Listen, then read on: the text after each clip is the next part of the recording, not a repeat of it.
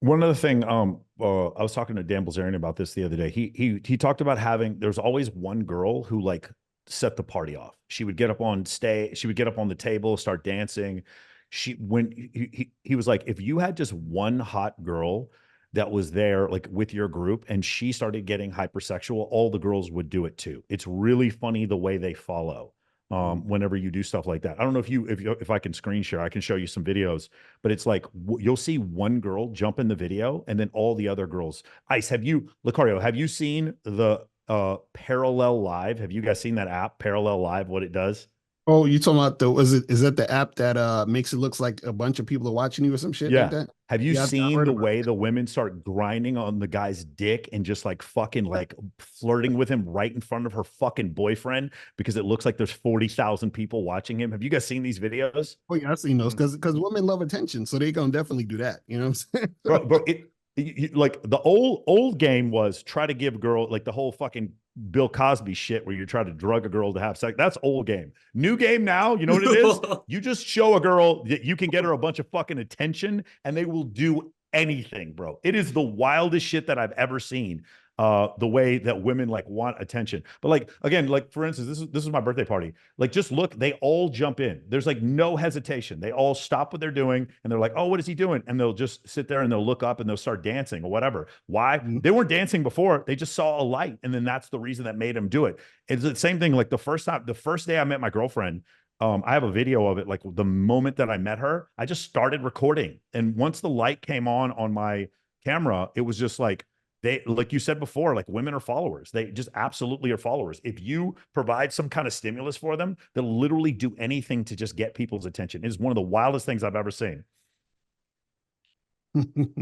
Like I didn't, all we had to do was point the light in my direction and all the girls climb into the photo. You guys see this? Right. That's it. I didn't have to do anything, bro. Like they just all just jump in there to get in the photo. And it's just one of the things that I found. We did an experiment one time, two experiments.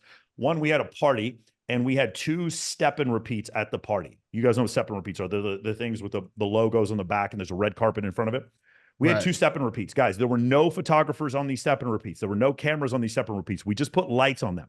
The girls spent the entire night at these parties on the step and repeats taking pictures of themselves. There was no one taking pictures of them. It was crazy because there was just light on the step and repeats. The girls spent the entire time there. Second thing we did one time as an experiment, we got a corner table, like it was a comp table at Light nightclub in Mandalay Bay. And we had guys bring red, you know, those big red cameras are like $30,000 cameras. We had Mm. two of those cameras, and then we had these big fucking lights that we shined on the table. We never hit record. We never hit record the whole night. And girls were flocking to come over to our table because there was so much light on our table. Does that make Mm. sense? So, understanding this concept that as men seek validation through sex, women seek validation through attention. And you can use attention like, but when I go to dinner and there's a bunch of girls there and they're on their phone, I'm like, let's make a TikTok video right now. I use it. I'm like, I'll just turn my camera on and they all stop what they're doing because any thought that they might get more attention, just consider all the panel shows that exist right now where girls kind of get trashed on the panel shows. More Mm. girls want to go on the shows. Isn't it Right. crazy?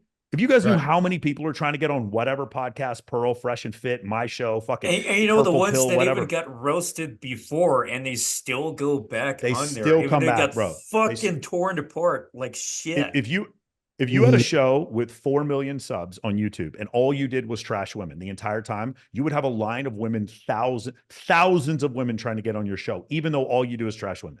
If you listen to like, again, I used this example before. What does Future say? She belonged to the streets, you know, sensational. He's saying this stuff about women just kind of like not being, you know, being sluts. And yet he's probably one of the most attractive rappers that there are out there. So it doesn't make any difference the fact that he's saying whatever he's saying. It just all that makes it all that matters is that he has status. Yeah, the thing is, women love to get attention, so they're going to basically uh give. So this is the thing, women are going to give you attention because they want attention. The thing Mm-hmm. though is that you have to be a guy who knows how to use attention to benefit you in the situation so that the woman isn't using you. So the problem Yeah. is so let's say for example a guy, he's interested in a woman or he's interested in making things happen with certain women. And then the women will use him for attention. So he's like, yes, I got him here. But Mhm. then he's like, I want to sleep with this girl. I want to, hook up. I want to date this girl, or I want to date these girls. And then he's still not getting that because he doesn't know how to turn the attention into Mhm. something substantial for his own situation and to benefit him in the situation. So he might say, I want to hook up with some girls. So he's getting attention, but he's still not hooking up with them. You see what I'm saying? So he's still, Yeah. a lot of times you still got to know how to do that and pull that. You see what I'm saying? Yeah. So let's consider these two things. As men, we get our validation through compliance, which leads to sex. And Right. in general, women in general get their validation from attention, which leads to resources. Man spending his money or time with her down the line. So attention, which then leads to resources. Mm-hmm. In order for a woman to get attention, what can she do? She can give attention, like Lucario was saying, but what does it cost a woman to give attention? Nothing. And if you don't know what I mean by that, go to any strip club, watch the girls come up to you. They'll be like, oh my God, you're so cute, blah, blah, blah, whatever. They're just saying whatever they're saying. It costs them nothing to give attention. So because it costs them nothing to give attention, their attention is worthless. For Right. men, it costs us nothing to give sex. So we want sex from women. We'll give women sex. Sex is fun for us. It doesn't cost us anything to give sex. So here's the thing. If a woman gives away a bunch of sex for nothing, society in general seems to lower her value. And as a man gives away his attention for nothing, then his value is also lowered. So the trick is you only give your attention, you only give your validation to a woman in exchange for compliance. You don't give your validation to a woman in exchange for attention because her attention is worthless. Think of attention is above the belly button, compliance is below the belly button. So she sends you nudes, right? When she sends you nudes, is that attention or compliance? Well, it's above the belly button, and she sent those same nudes to 30 other dudes. So that's just attention. When she comes to your place and cooks you dinner, that's below the belly button. She had to walk to your place. That's compliance. So you give women validation for compliance. You do not give them validation for attention, and you'll be shocked how much more attractive women will find you. Because, like, was it Sadia Khan? She said, "What the main thing a woman wants is a man she can't manipulate." When you are giving her validation in exchange for attention, she is manipulating you. When you give her validation in exchange for compliance, no one's manipulating. It's a win-win situation. Right. I agree. So where does oral sex come into this? If she's well, she still had to come to your place. No. Again, I know I get this joke all the time. The answer is she had to come to your place to give you oral sex, right? Fair so enough. She used her legs. She used her lower body. Yeah. So she used. Anyway, what I like to say is, if a woman moves her ass somewhere to be near you, then that's compliance. Right. Let's go to even if it's like, let's go to the bathroom together, or hey, let's get out of here and go eat. That's still compliance. But a girl saying, oh my God, you're so cute. How come you don't have a fucking girlfriend? What's going? She's like touching your arm. Dudes, pickup artists are like, oh, those are IOIs, indicators of interest. No, they're not. No, they're not. They're not indicators. Indicators of interest is when she comes over. That's an indicator of interest. When a girl is touching my arm, that's just attention. That's just attention. She's giving me attention. It costs her nothing to give attention. But what does she want in exchange? Her heroin addiction. And she's addicted to a heroin, but this heroin's called attention. She needs attention. And so that's the thing. She'll do anything to get it. And when you come to that realization, the other thing is, like, when you have a bunch of female friends that you go out with, like platonic female friends you go out with, and they're all competing with each other, they'll start competing with each other for your attention. And then all of a sudden it's not platonic anymore. So it's not platonic, because they're like, in their mind, they know there's a structure in their mind that knows whichever man whose attention I'm competing for, that is the man I'm more attracted to because he has higher status. And women care way more about status than men care about a woman's status. Right. So, and what was I gonna say? All right. So bad guys can stop the drugging now and just use something like parallel life. Like, surely this is a good thing for society. It could be like less drink spiking and date rape drugs. And now guys can just facilitate attention in some kind of way. All of that happens because men are bad with, well, not all of it. Some men are psychopaths. Don't get me wrong. Some men have mental disorders. But men going outside the bounds, meaning like assault or rape, those things happen because they're bad with women. It's because they're bad with women. That's why I say, like, guys who are helping men improve, you're doing the entire world a service, because you'd rather not be hit up with a charge, and she'd rather not be assaulted, right? The world is better the more attractive men are in general. The world is just better. And the more men strive to do better in order to be more attracted to women, then I think the world in general is better, because that striving to do better is the reason why we have skyscrapers and rocket ships, right? It's the reason why we have the electric engine and the gasoline powered motor. Those things came as inventions, men competing with other men for resources so that they could have more access to women. The world is a better place because of that. So men striving to do better, I think it is better for both genders. Mm-hmm. I think even with pickup artists get a lot of criticism, but I think at least it has some kind of effort to do something about the pandemic of loneliness, or what I'm kind of getting at is it's at least doing something that reduces potentially male suicide and facilitates relationships. So that's a good thing for me, at least. But another thing related to this is back to the IOIs thing. I remember seeing some advice out there before where it says something along the lines of get free IOIs and then you can make the move, that kind of thing. So I think it's very fascinating about this differentiation between indicators of interest and the ultimate indicator of interest itself, which is the fact that she's coming over to your place, to your personal space, to your bedroom, and so on. Well, the thing is, you gotta remember is that, like, because the whole thing of they call it also like choosing signals, indicators of interest, same stuff.